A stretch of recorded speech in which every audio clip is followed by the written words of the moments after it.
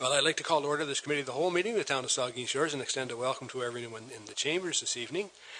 The first order of business is a declaration of pecuniary interest, and I'll remind every member of your responsibility to do so. And you can do so now or when it arises on the agenda. We have no additions or deletions to the amendment, and the next item is delegations. And this evening we have Melanie Myers from the Southampton BIA. Now she has a couple more members with her. You can bring them up or introduce them. Come on up and welcome.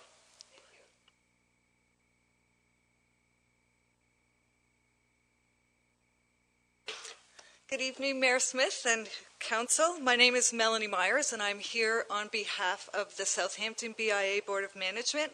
I'm joined by fellow board members Mary Lou Hills and Susan Dollar. We are here today as the BIA Board to review the BIA's position and comment on the Downtown Streetscape Study Design Brief prepared by SGL Planning Associates dated November 2014. You will have received our comment in the Committee of Whole packages of August 10th, but just to review, we will highlight our comment. The Board of Management of the Southampton BIA wishes to put forth several recommendations based on feedback from the membership and community input pre-BIA. Angle parking on High Street should be retained. The membership has concerns about the loss of parking spaces along High Street and its adverse impact upon businesses in downtown Southampton. This position has been consistent from the initial planning stages and was voiced at the public input stages of the streetscape study. The block of High Street from Albert Street to Grosvenor Street should be aligned with the curb line of its neighboring blocks to the east and west.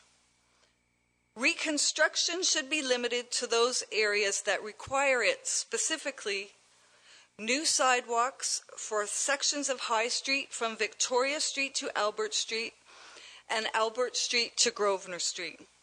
A new road service for the section of High Street from Albert Street to Grosvenor Street.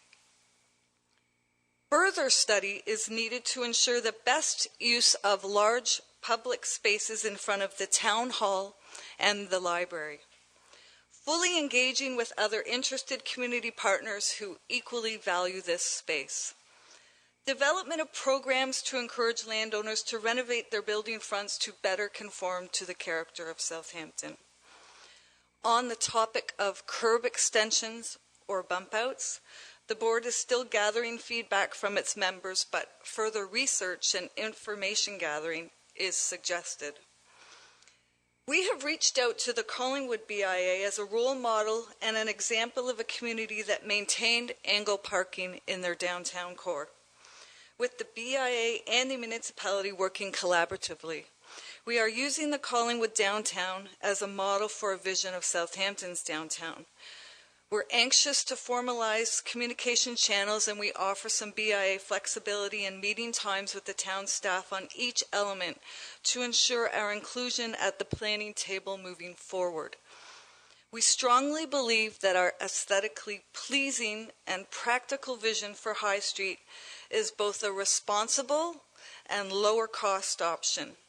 This will help Council allocate resources to the initiative sooner and also pursue future plans for Southampton with the understanding that we keep all community partners' interests in mind.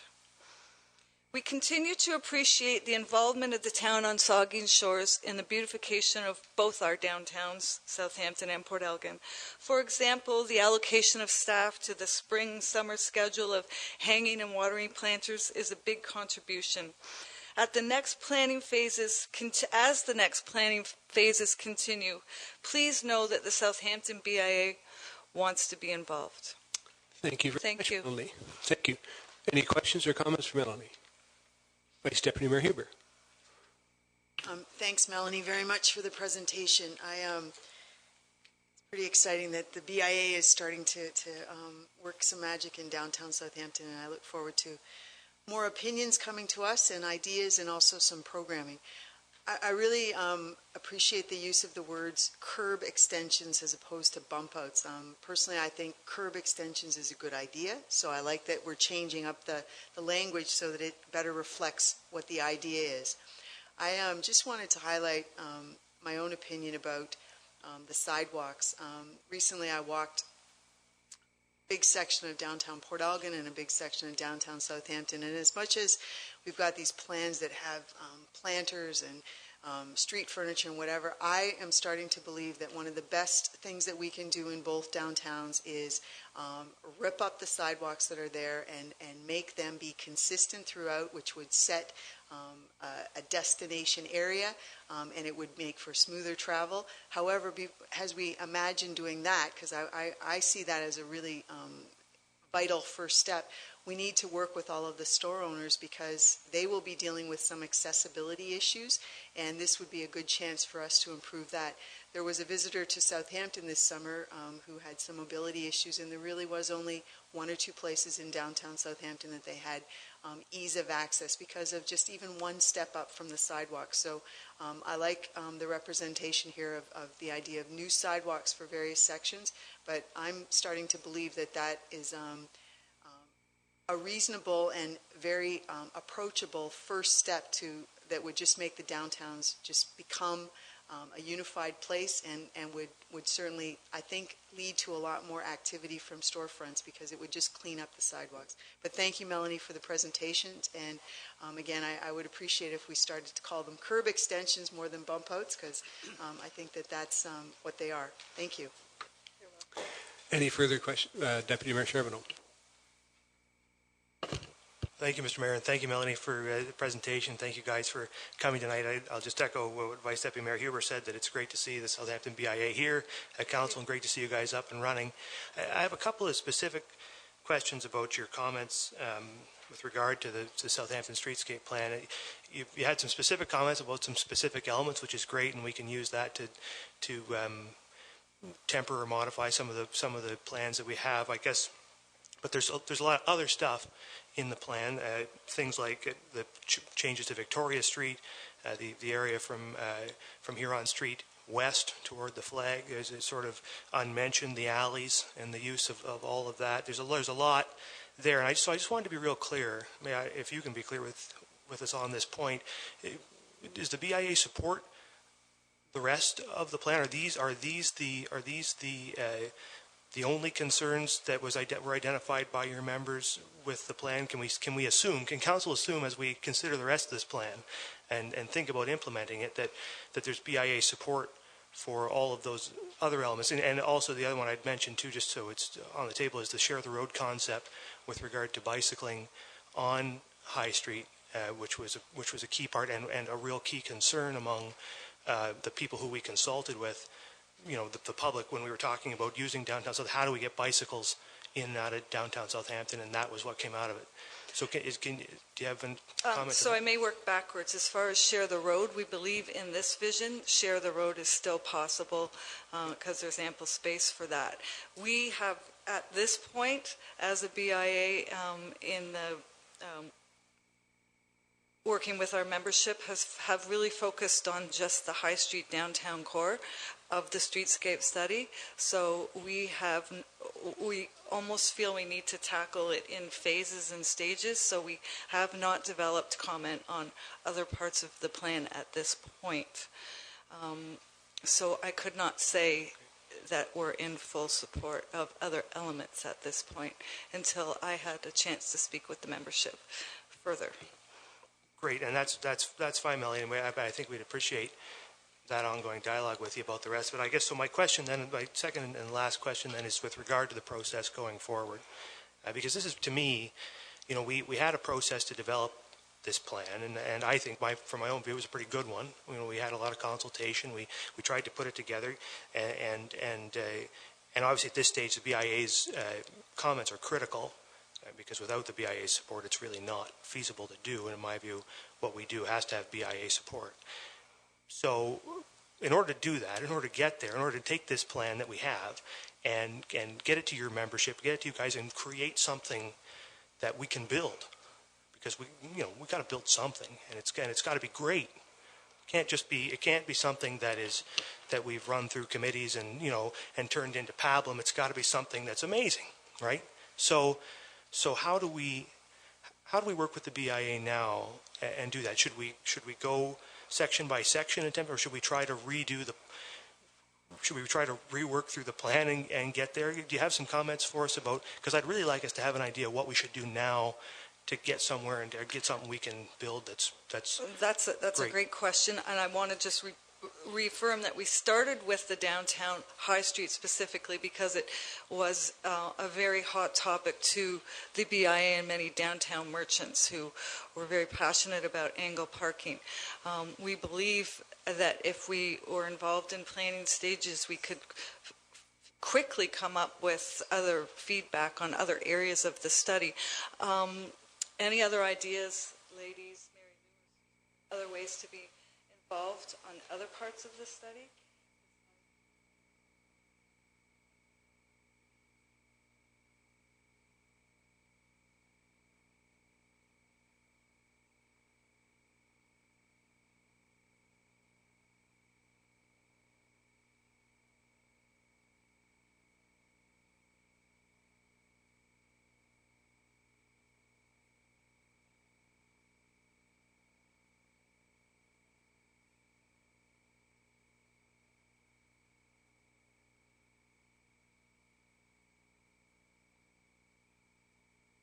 Okay.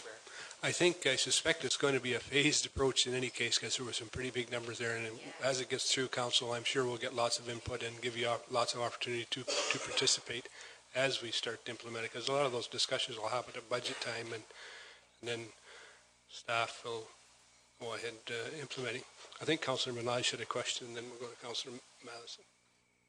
Thank you, Mr. Mayor. My question would be with respect to the comments written better conform to the character of Southampton.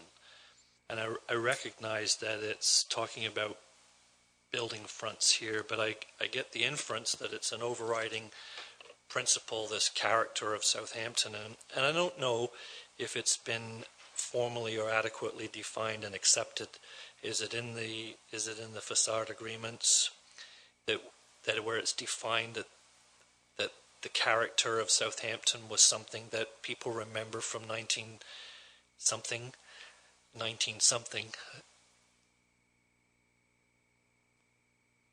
Yeah.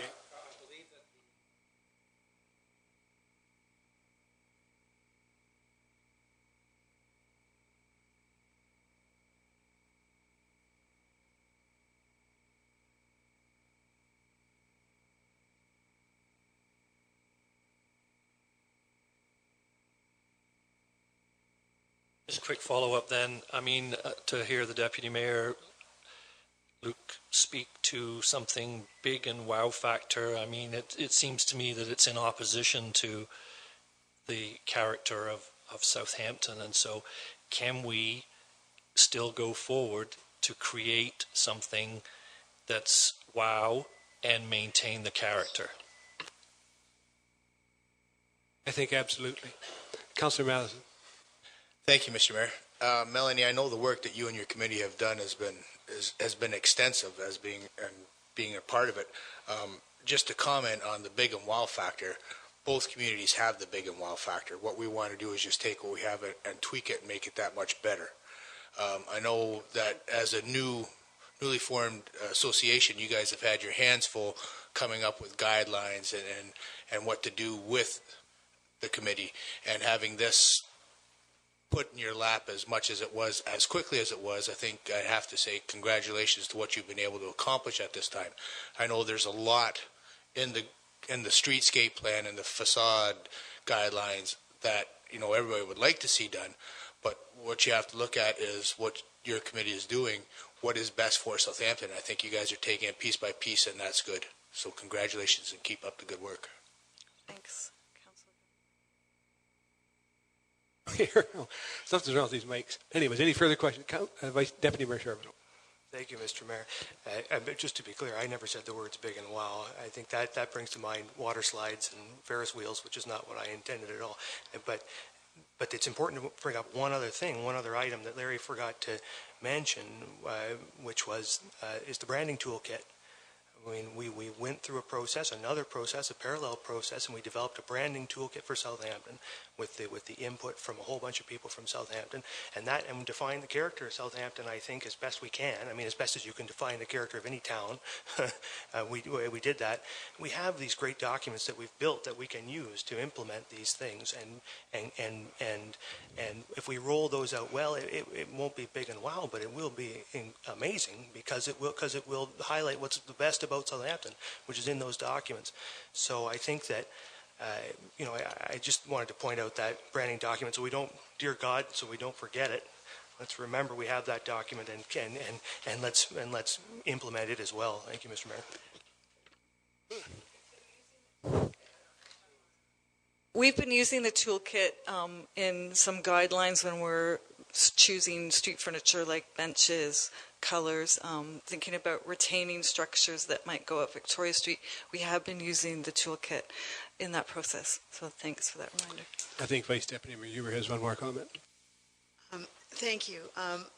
I didn't expect you to comment on all aspects of it because I think it is a series of deputations that you'll have to us. So thank you for what you've given us tonight. And what I see in here is that this is looking at the bones and the structure, and that's where you start. When you're building something, you look at the foundation, you look at the frame, and you start putting it together. And I appreciate the BIA reminding us at this time about all of this because it's coming up to the budget cycle. But, the elements that are in here relate to the bones, and then there's a comment about there's some large public spaces that there's other people that are going to be involved in the conversation. It's just reminding us of that. And we do have programs in place to encourage landowners to renovate their buildings, but we haven't put any funding into those programs. So we have the process and the policy there, but there's no dollars to go with it. So very timely reminder that we already have that in place, but a little bit later on this fall, we're going to have a chance to put some dollars there that maybe some access to those kinds of programs will be possible. So thank you again, Melanie, for being here. And I look forward to you being here a couple of times over the next few years to just add in more as we keep going with the idea of beautifying both Southampton and Port Elgin's downtowns. Thanks. If there's no further comments, then thank you very much, Melanie, and we look forward to working cooperatively with you. The next item on the agenda is Environmental Services and Transportation Staff Report, and it has to do with an expression of interest for small community funds, and our CAO will give us an update. Thank you, Mr. Mayor. Recently, the provincial and federal governments announced a second round of funding through the Small Communities Fund. The opportunity is similar to the 2014 program that the municipality applied for and was unsuccessful.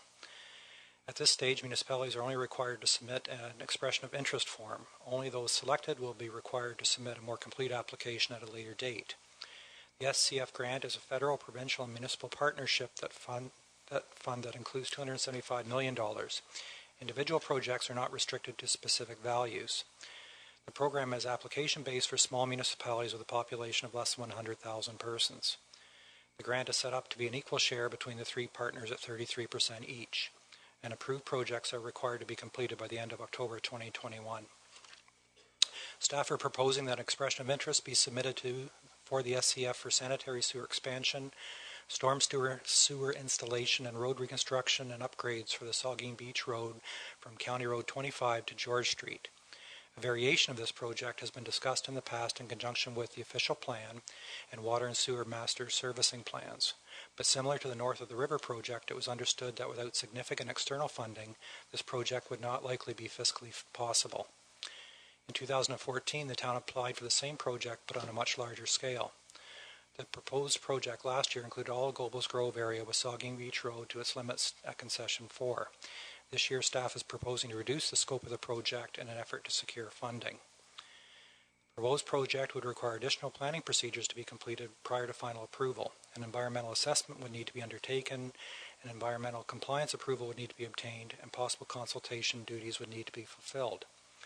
Without significant external funding, this program is not likely fiscally feasible for the municipality or the local residents. It is important to note that this upgrade expansion will relieve future capital budgets of roads and related projects that will be required at full cost to the town, not to mention the future risk of not installing sewers while funding opportunities exist.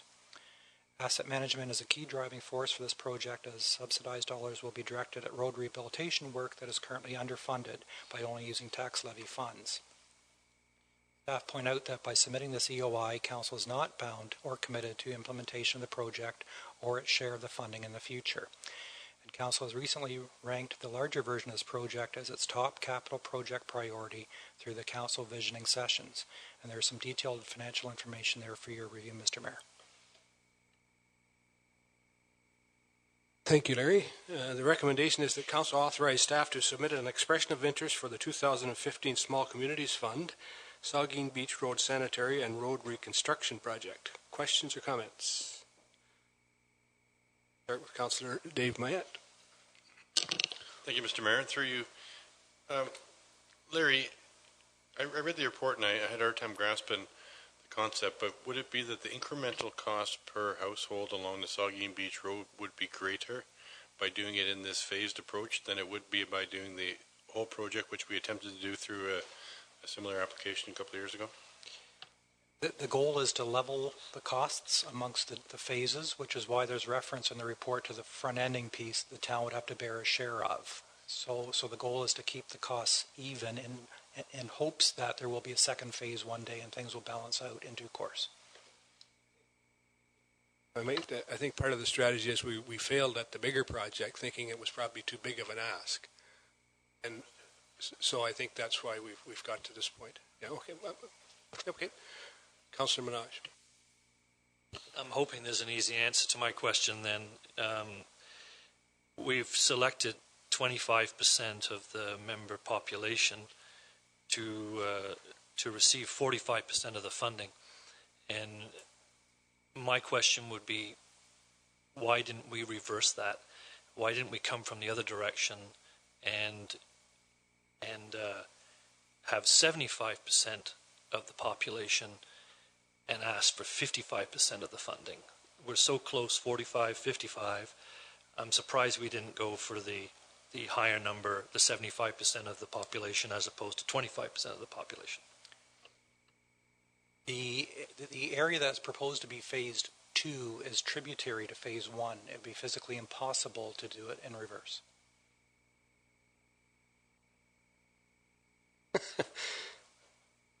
Any further questions? Councillor Rich. Yeah, I have one quick question. Thank you. Through you, Mr. Mayor. So we failed and in some of these grant applications in the past. And I know that this is one of our top visioning priorities, right, from our visioning session.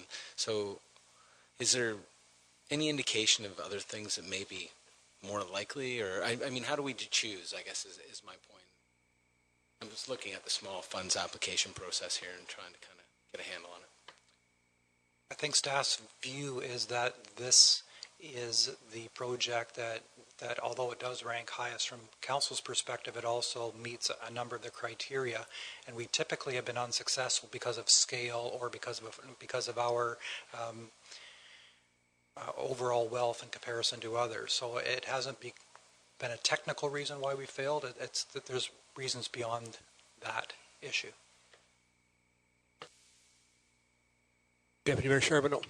Thank you, Mr. Mayor. Just a comment. I think that the last time we considered this in last year, I guess, the sensation from my perspective was that it sort of arose from the ether a bit. I mean, it was something that had been we had been considering, but not really in the context of any sort of discussions at council. And so, what's ideal about this approach is that now it has been identified as the number one priority of council. It's the municipality's number one priority. I think it makes therefore abundant sense for us to make this application and pursue this particular project. And I think of all the projects we could fund, this is the one which will have the highest benefit for the most people in sort of the most direct way. So I think I think it makes sense on a lot of levels, and I'll certainly support it. Thank you, Mr. Mayor.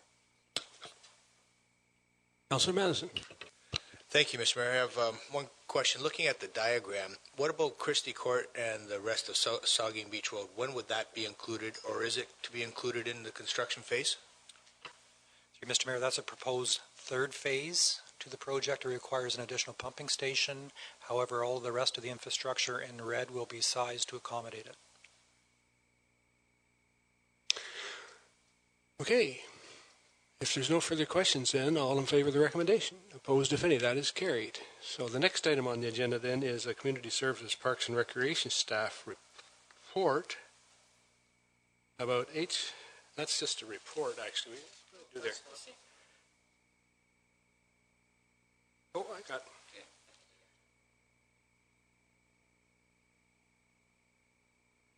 That's okay. I often make mistakes. Don't worry about it. So the next item is a communication petition for committee of the whole action. We have a resolution of the municipality of Bracton, and it has to do with West Stereo Power. And it's asking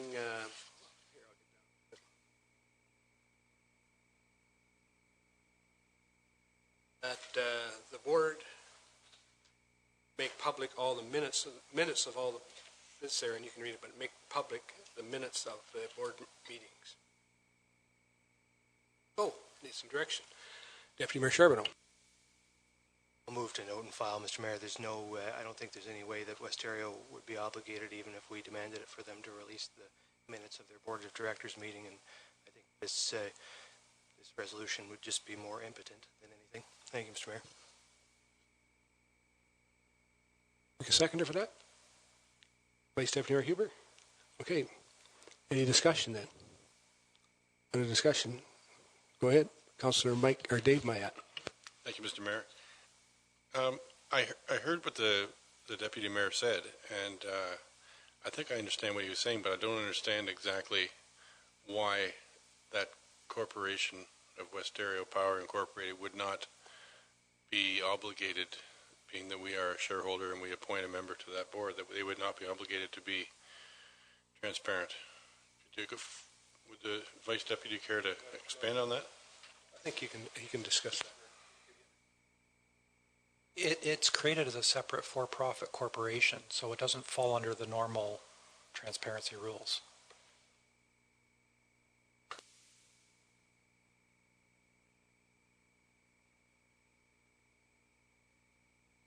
Councillor Rich?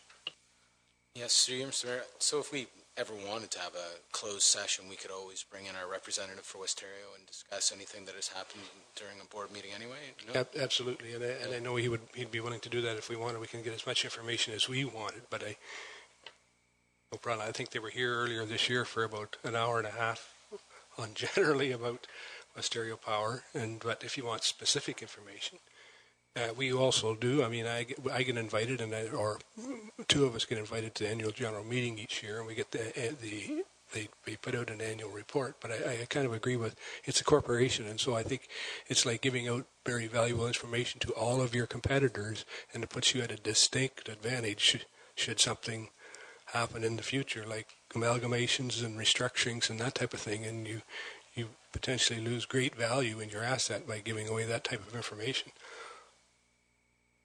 So, we have a motion then. If there's no further discussion, I guess I'm getting too close to this. All in favor? Opposed to any? Thank you. That's carried.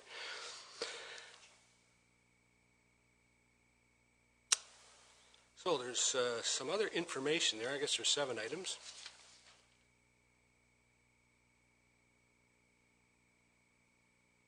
Discussion on any of it. Board of Councillor Minaj. Yes. Start with Councillor Grace and then Councillor Grace. Thank you, Mr. Mayor, for the airport committee minutes. Specifically looking at item 8A, and I did communicate with Larry today about that with the existing fuel tank, but I just want to make sure that my concern is noted, that this existing fuel tank is the one that was mentioned in our insurance report back in our insurance policy in December that we approved, saying that it would not be insurable because it's single-walled. So I just want to make sure that we follow up on that, and Larry assured me we were going to. Thank you. Councillor Dave Mayette. Thank you, Mr. Mayor. My comments are with regards to the Westario power disconnection policy that we've been waiting for some time. It would appear as though the new policy is virtually the same as the old policy that they've reviewed. They've gone so far as to respond to the individual petitions that were made of them, including ours, and come to the conclusion that their policy is what it is.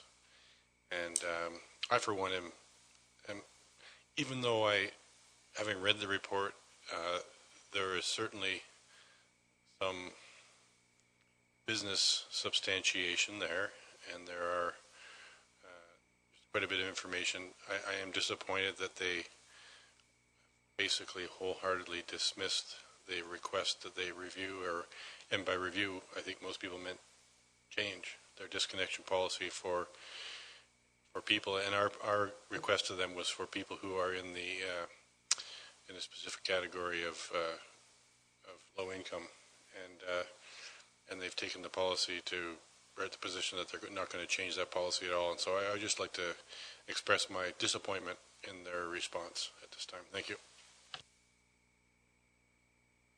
So, Vice Deputy Mayor Huber. Thank you. My question is with regard to the airport minutes as well. And perhaps it's a question that's not answerable because Jane Jagielewski's not here and her name is mentioned in the minutes. There seems to be a number of references in these minutes to Jane doing things which sort of implies that the town is taking care of them and paying them. There's reference to brochures, there's some washroom renovations and some repairs or an installation of a secondary culvert. I just want to, I'll be asking Jane the question. I thought she might have been here tonight, but are these items built into the airport budget, or are these items that are now being assumed by the town in addition to the funding that we've already given to the airport committee? So I'll just follow up with Jane. Thank you. Any further comments? No, we have a report of a municipal councillor on the conference, AMO conference. I don't know if you want to speak to it. Councillor Minaj. Quickly, thank you, Mr. Mayor. I really appreciated the opportunity to go and try to highlight. There's some interesting displays on almost wash themselves washrooms, which was kind of interesting. I have no idea how much they cost, but pardon me? $90,000, but they looked pretty slick.